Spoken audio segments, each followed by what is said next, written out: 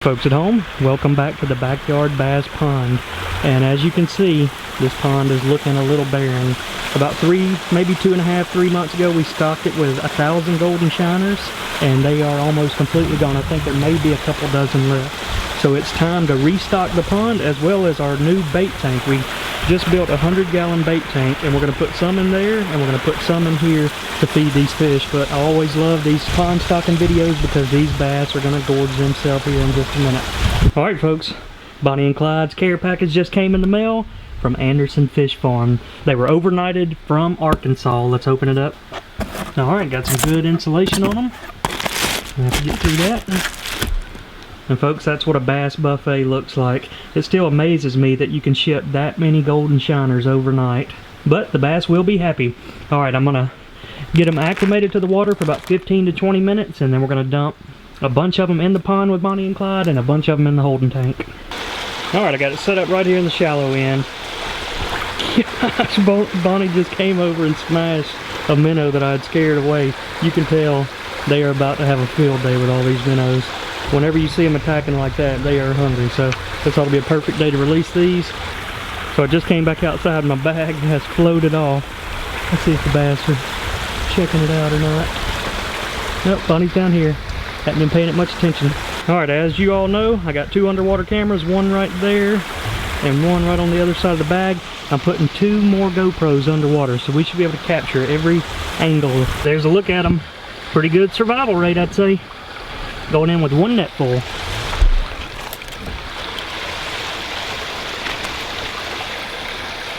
There's a look at the ones that have survived. There's probably only about 2 dozen of them. They're a good bit bigger than these guys.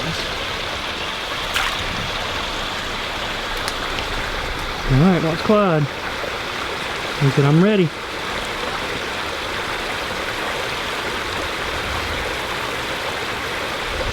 Bonnie over there smashing them right in front of that GoPro. That's top water blow-ups. You can tell she's ready. My goodness.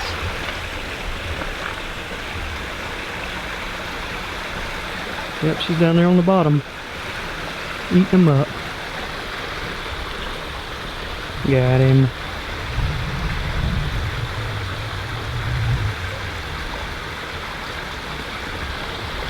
Here we go. Got some coming across the top. Got him. Clyde, you better come out. Alright, let's take a look at some of that on the underwater cameras.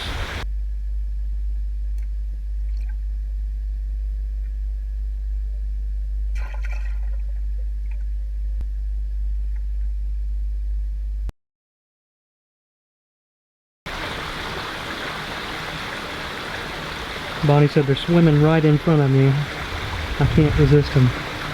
Man, you can see how tiny they are. She is going to have to eat a bunch of them.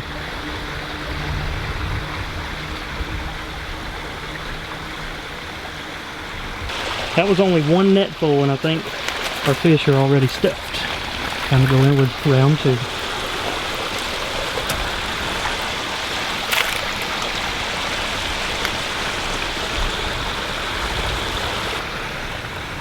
Yep, Bonnie's already looking like she's stuck to the bottom. She's eating so much. I just watched at least a couple dozen of them swimming there in the cave, so that's not good news because the crappie, my bag's about to float off. Let's stop that from happening. But the crappie and the bluegills and the catfish have all been hiding out in that cave, so they're probably eating pretty good in the dark right now too. Alright, I think all the feeding activity has ended, so now we're just about to start dumping them. That's a lot of golden shiners.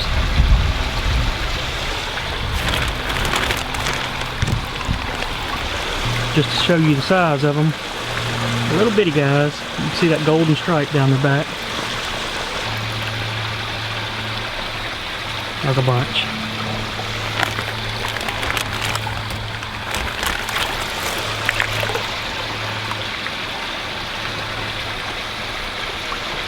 Alright, we put about half of them in the pond. That's what's left.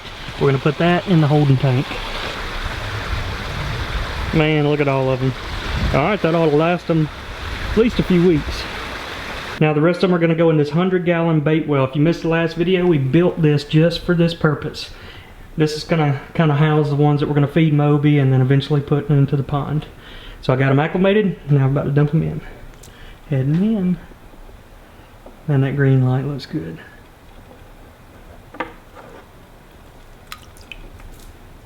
That is the rest of them put in there. This looks like a pool full of bass snacks. Milo, you're living on the edge. They say you need to raise this water level up a little bit. I probably do. But folks, it's time to do a spring cleaning. Look at all the leaves down there on the bottom, right where Bonnie's hanging out. I've been meaning to clean those for quite a while, and somebody recommended that I use this Pond Vac vacuum cleaner, and it'll basically get down there, suck the water and leaves and algae or whatever it may be up. And what I'm going to do is pull it from the pond into the drains here and just let it wash right on out into the big drain. I got everything set up. It's the main unit. That's the drain hose that goes down into our drain, and then this is the long extension pole, and I'm using the wide open end right there in hopes of getting rid of a lot of those leaves. So let's fire it up. Oh, and the one thing about this vacuum system, it does dump a lot of water out of your pond, but it's just like when you have an aquarium. It's good to do water changes every so often, so whenever I get done with it, I'll fill the water back up to its normal pool level. We got most of the leaves out. It was a little bit of a hassle because they got a little bit clogged up. You can see all the golden shiners sitting down there eating all the nutrients now. But let me show you where this thing does really good. I swapped out to this end, and if you can see down here, there's like a little coat of slime, or I don't really know what that is. I don't think it's algae, but we'll do a before and after. So I'm about to clean that rock off. And there's the after. You can see got my old aqua blue color back. So if you folks are looking for a pond vacuum, this one's called the Pondo Vac, and I'll leave a link down in the description. Alright, pond's looking much better. Got 2 hoses filling the pond back up. A lot of you guys ask what water conditioner I use, and I use Prime. And what that does, it basically just removes the chlorine from tap water. You have to do that or else you end up killing your fish.